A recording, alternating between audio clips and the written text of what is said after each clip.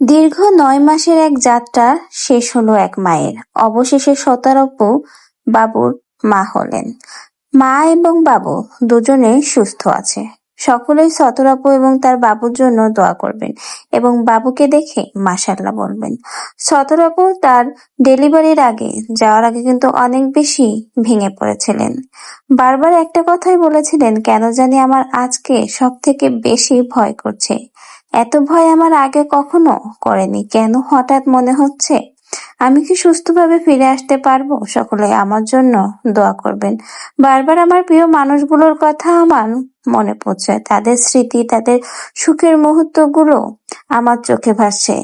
এতদিন এই মানুষগুলো আমাকে যত্ন করেছে, আমাকে আগলে রেখেছে, সকল বিপদ-আপদের হাত থেকে রক্ষা করছে।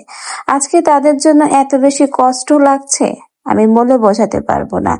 ঠিক এইভাবে কথা বলতে বলতে কিন্তু গাড়িতে উঠে ডেলিভারির উদ্দেশ্যে রওনা দিয়েছিলেন শতারূপা এবং বারবার তার প্রিয় মানুষদের দিকে ফিরে তাকাচ্ছিলেন।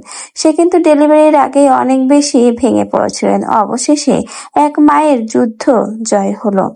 সুস্থ আছেন শতারূপা এবং তার বাবু, কিন্তু জানা যায়নি শতারূপার কি বাবু হয়েছে, ছেলে বাবু না মেয়ে বাবু।